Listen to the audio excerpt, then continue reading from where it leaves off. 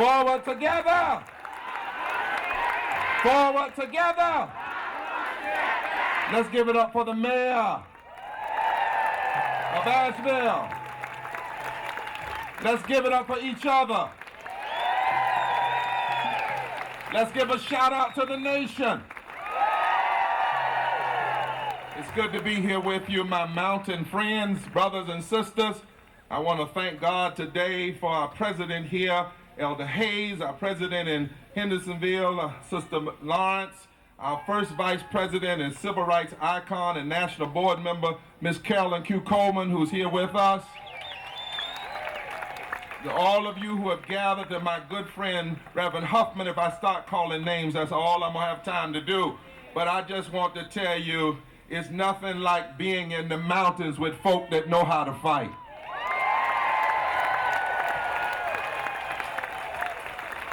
My grandfather was a coal miner from West Virginia. My parents, both of them, worked in education in rural eastern North Carolina. My mother, 79 years old today, and still works at the school that she helped integrate in 1960s.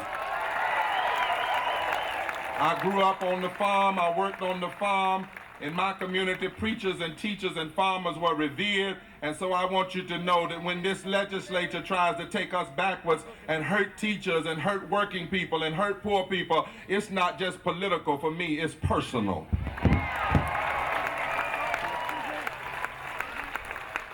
So as we gather here today, my brothers and sisters, sometimes we must look back from whence we've come in order to understand how we must stand and fight in the moment. You look out at this crowd today, and 145 years ago, blacks and whites coming out of the ugly and dehumanizing vestiges of slavery and the brutal Civil War came together to imagine a new South and to build a new world together. They began this building together. They had a vision of a North Carolina, and in 1868, they penned these words: "We hold these truths to be self-evident, that all men are created equal and endowed by their Creator with certain inalienable rights, among which are life, liberty, the enjoyment of the fruit of your own labor, and the pursuit of happiness." In that same Constitution written by blacks and whites, they declared that all political power comes from the people and should be used only for the benefit of the good of the whole. 145 years ago, they guaranteed public education as a constitutional right.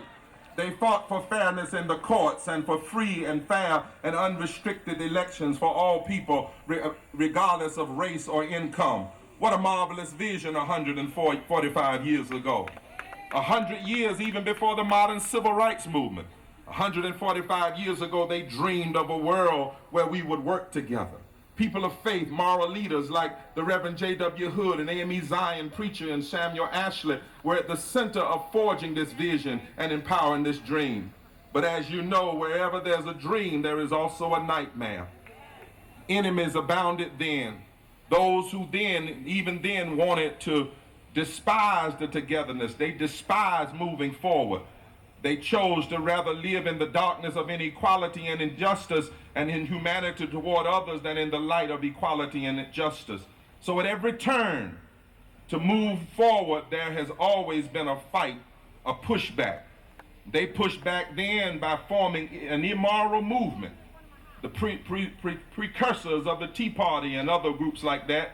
145 years ago, they called themselves the Redeemers Movement.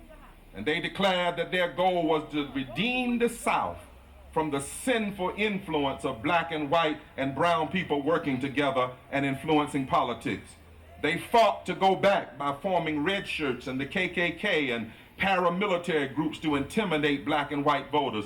They fought to go back by changing election laws. They fought to go back by working to stack the courts with activist judges who would roll back the power of the new constitutional rights guaranteed by the 13th, 14th, and 15th Amendment. They fought to go back by rigging elections and then using their pawns to pull the troops out of the South so that those who wanted to go backwards would have no force to stop them, and those desiring to go forward would have no force to protect them. They fought to go back by getting the Supreme Court to render Plessy versus Ferguson in 1896 that declared separate but equal was constitutional with only one justice out of Kentucky dissenting. They fought to go back right here in North Carolina with the violent coup d'etat riot in Wilmington that led to the election of a governor named Charles B. Aycock and a senator named Fernhold Simmons and a regressive legislature who together ushered an avalanche of regressive public policy intended on stopping forever the vision of us being together. And when they did this, they gloated and they boasted of what they have done. But in the midst of their actions, something happened. A movement of resistance was born. And it was signaled in February 1900 when at a segregated public school, two brothers Johnson, on Abraham Lincoln's birthday, had young children sing for the first time a song that would become the anthem and the hymn of a new movement.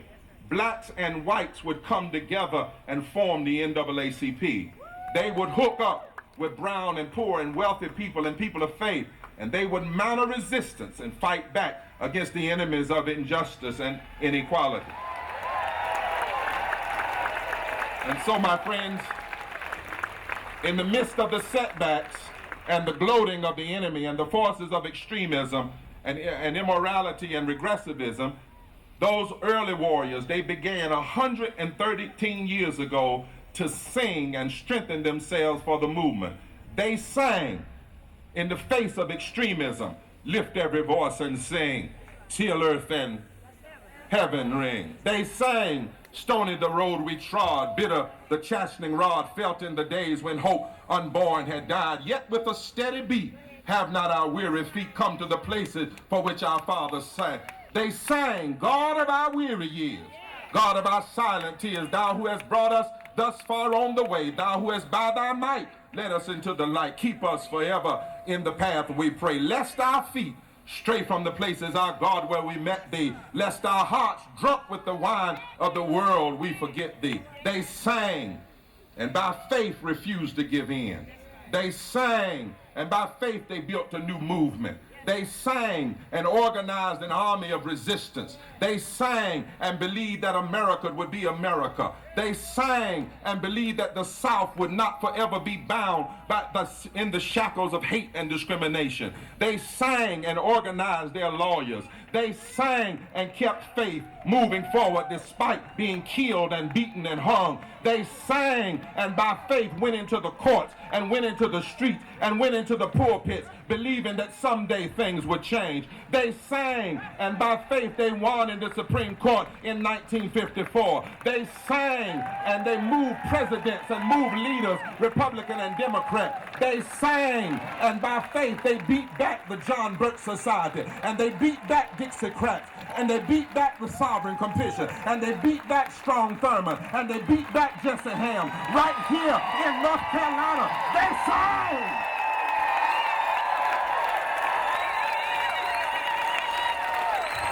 Oh, yes, they did.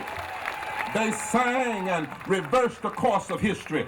And I stopped by Asheville to tell you, my friends, that this legacy is calling us once again today. Yes. Oh, yes. Yes, we have seen an immoral and regressive legislature in 6 months, 180 days, turn public policy 180 degrees in the wrong direction. Yes, what they have done is mean and hurtful and wrong. But we are the children of a movement, a multiracial, multicultural movement. We are the children of a movement of deep faith and values and vision. We are the children of a movement that keeps our eyes on the prize, and we have always fought back and pushed forward. And so now, it's our time. It's our time. It's our time to take up the mantle and plant our feet one more time. Once again, we must sing the vision of freedom and justice, and by faith we must go forward. We've been here before, but we are the sons and daughters of those who won before. We are the sons and daughters of those who had hope when hope unborn had died. So don't make any mistake, North Carolina. Don't make any mistake, America. This is no momentary hyperventilation and liberal screaming match. This is a movement, and we intend to win.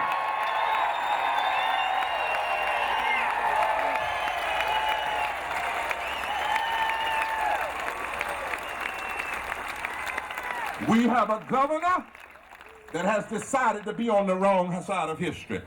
We have a legislature that's bragging and boasting about its power and that is legislating on the basis of lies and discrimination. And though they have temporary power, the future does not belong to them.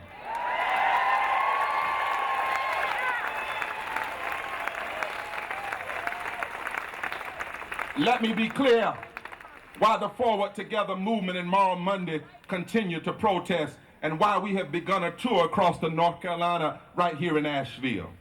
Let me be clear why we have called in the best lawyers to examine constitutionally the acts of McCory, Tillis, Barber. Let me tell you why we have come to the home of Apodaca and Moffitt and Heiss and Presnell and Ramsey.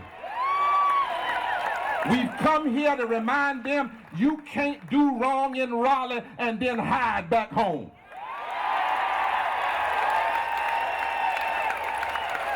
We've come here to remind them that we are all united. I've come here because my family in the mountains said I could come here. We've come here because from the mountains to the coast, we are sick of this mess and we intend to fight back.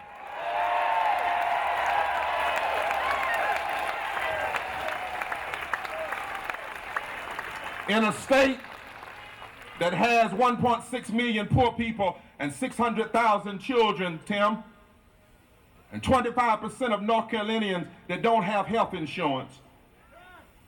There's something wrong with denying 500,000 children, 500,000 hurting adults Medicaid expansion. That's morally indefensible, constitutionally inconsistent, and economically insane. There's something wrong when your legislators from this area take unemployment benefits from North Carolinians. The counties with the highest poverty level are in the far east of this state and the far west. The highest unemployment. People facing hard times. Textile mills have closed. Furniture factories are closed. The railroad's not what it used to be. And there's something wrong with in the face of that. You deny 170,000 North Carolinians unemployment while the governor gives a raise to his staff. And something wrong with that. And then declares that he had to deny unemployment because it was an unnecessary evil. Well, I stopped by to tell him and anybody else that evil is never necessary. Evil is a choice. Evil is a decision. And to hurt people when they're already down, that's what's evil.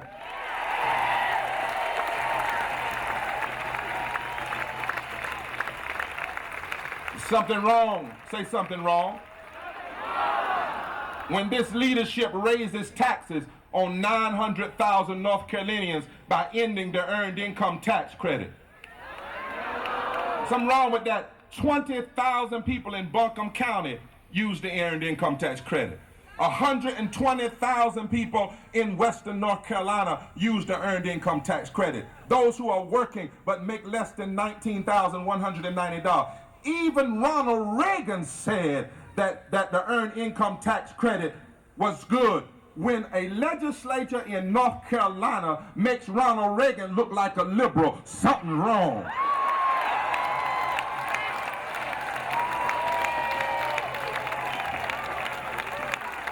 That's morally indefensible, constitutionally inconsistent, and economically insane. When they pass a tax plan that will take nearly $1 billion from our government over the next 3 years, undermine the ability to invest in infrastructure and roads and schools and environmental justice and the green economy. when they raise taxes on 85% of North Carolinians so that they can give a tax break to 10% of North Carolinians, when they cut the earned income taxes for 900,000 people so that they can give 23 of the wealthiest families a tax break. This is cruel and unusual punishment. It's a denial of equal protection under the law. It's morally indefensible and constitutionally inconsistent and economically insane.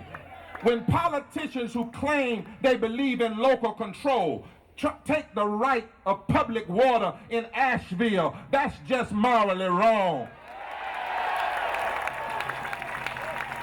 When politicians attempt to strip women of their right and control over their own bodies, that's just morally wrong.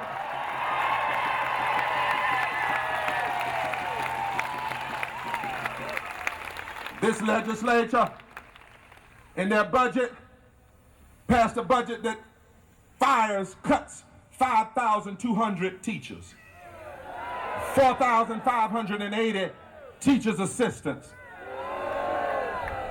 gives no salary increases to teachers in North Carolina, even though they put aside more than $500 million for tax breaks to the wealthiest North Carolinians.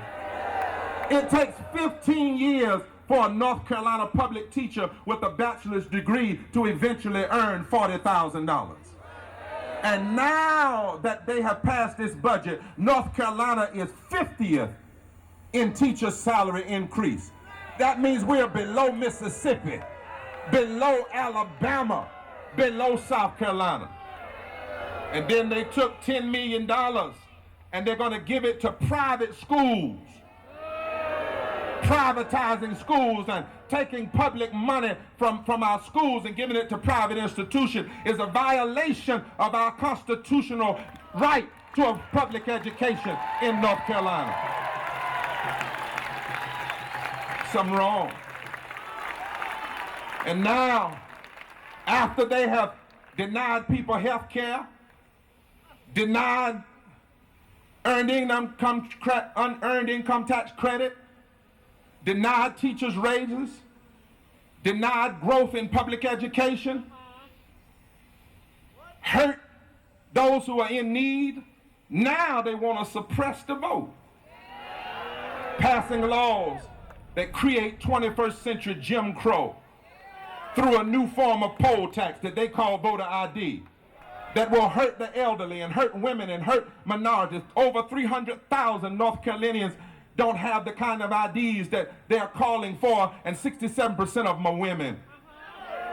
More than 20% are African American. And their voter ID pass is worse than the voter ID in Alabama. At least Alabama will let students at Appalachian State use their IDs, but not in North Carolina. At least in South Carolina, if inclement weather comes up, they'll let you go ahead and vote, but not according to this. And your own senator up here, Senator Apodaca, after the Shelby decision, and 5 activist judges who were afraid to straight out overrule the Voting Rights Act, so they basically gave us the car and took the keys, Section 4 of the keys. After that, Senator Apodaca made the statement, and I heard it didn't get in the paper around here, so I'm going to tell it. He said, now that the headache has been removed, he described the Voting Rights Act as a headache.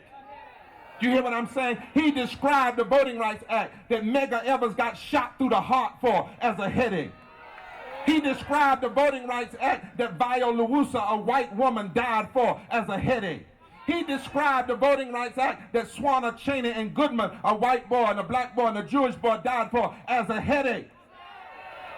He used the same language that the white segregationists of 1877 used when the federal troops were pulled out of the South. They said, now that the power and the protection has been removed, we can do what we want to.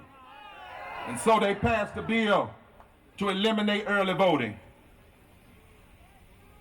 and same-day registration, to suppress the right to vote, to allow vigilante citizens to go in on any precinct and challenge people's right to vote. They passed a bill that allows more money to be put into elections where people can buy those who are elected. That's called the Pope clauses. And I stopped by to tell you that this attack on voting rights is a crime against democracy. This is no time to be cool and calm. We've been through too much. We've learned too much. We've seen too much. We've waged too many battles. When you mess with the right to vote, you mess with the heart of our democracy. When you mess with the right to vote, you desecrate the graves and the blood of the martyrs. You can tell Senator Apodaca you ain't seen a headache till you see us fight to protect the right to vote.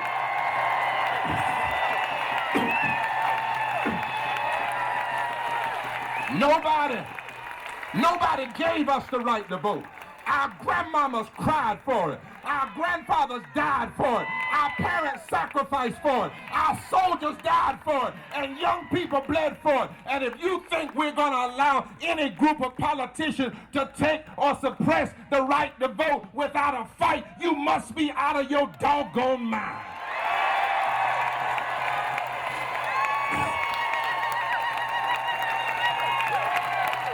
Yes. You might win a vote or two in the legislature, but ultimately, we're going to win. We're going to use our voices to speak truth to power.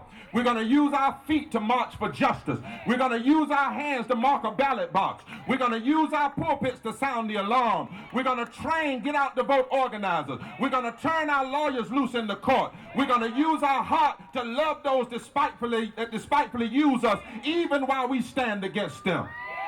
And we are going to ensure that people of the people and for the people never perishes from the face of this earth.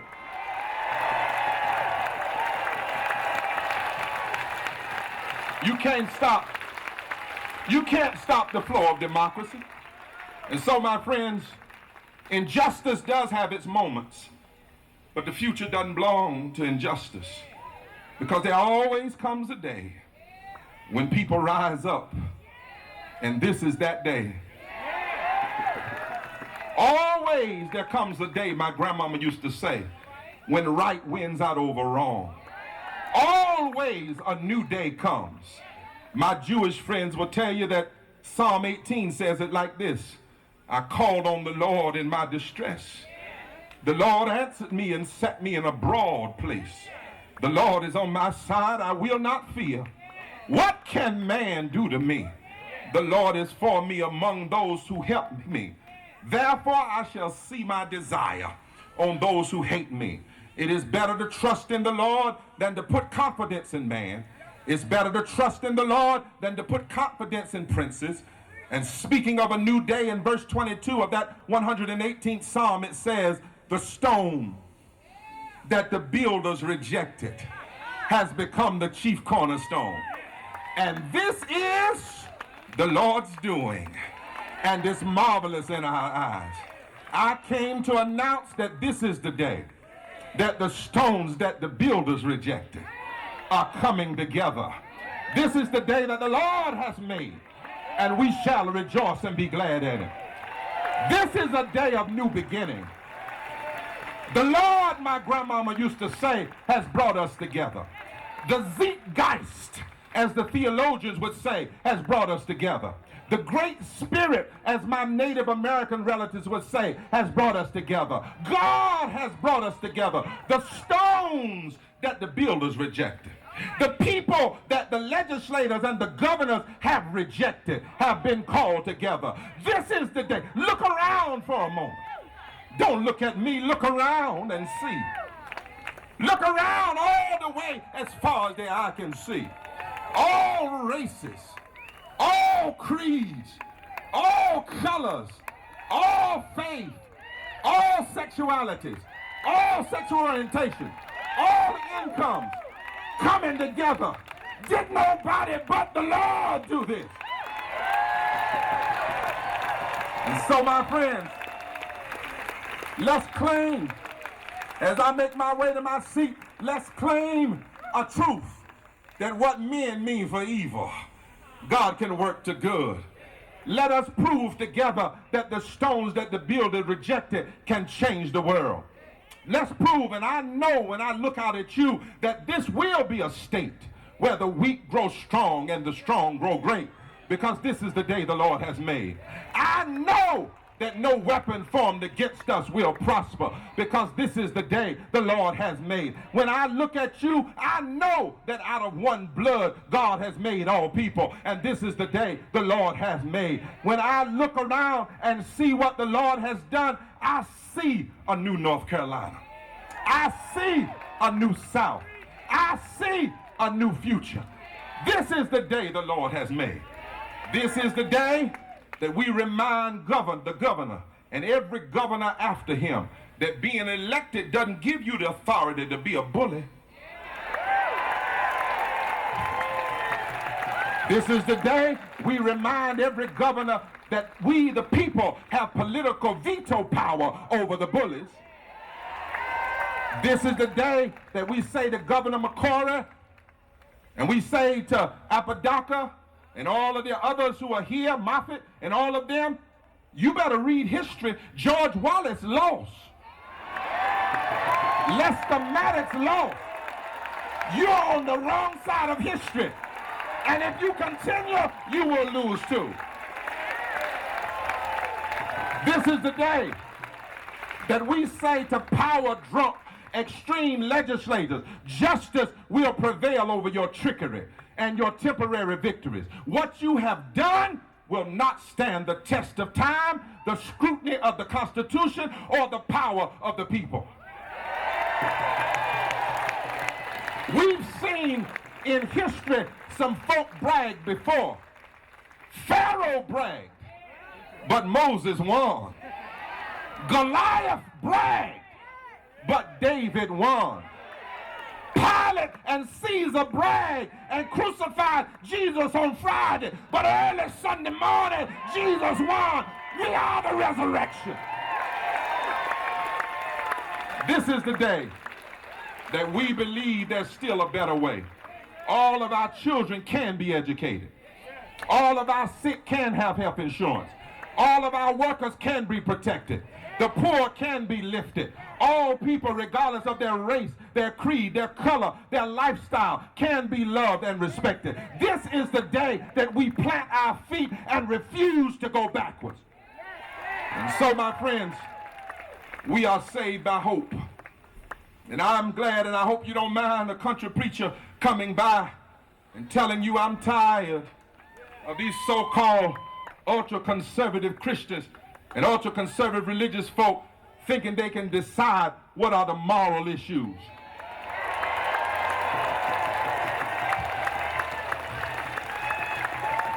Prayer in the school and where you stand on homosexuality and abortion, those are matters between you, your pastor, your God, your priest, and yourself. But they better know there's some preachers. I'm a conservative Christian. I believe in real conservatism, because I want to conserve what are the primary tenets of the word. I want to conserve love. I want to conserve treating your neighbor right. I want to conserve helping the hungry and helping the poor. I want to conserve lifting people up when they're down. I want to conserve people reaching out and helping their neighbor when they're down. I want to conserve a government that cares about all the people. So if you're ready to have a debate about morality, bring it on, bring it on, bring it on. Bring it on. Because this is the day that we renew our faith. This is the day that we believe again. They that wait upon the Lord shall renew their strength. This is the day we declare, if God be for us, it doesn't matter if the whole world is against us. This is the day that we believe there's no power greater than love, no force greater than truth, no cause more noble than justice. This is the day that we declare, greater is he that is in us than he that is in the world. Look around. Look around. Tillis, Barber, and McCory, Apodaca, Moffitt, Heiss, they thought they could do wrong, and get away with it. But as I said in Raleigh, instead of depressing us, they've made us determined to fight. Instead of dividing us, they have united us. Instead of scaring our lawyers, they've made our lawyers more committed to mount a legal battle.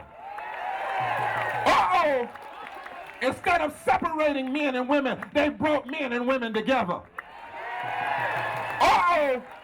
Instead of discouraging young people, they put a fire in them and raised up a new generation. They called us morons. They said we were crap. They said it wasn't going to happen anything. But now, less than 1 out of 5 North Carolinians agree with the legislature, and Moral Monday is more popular than the legislature.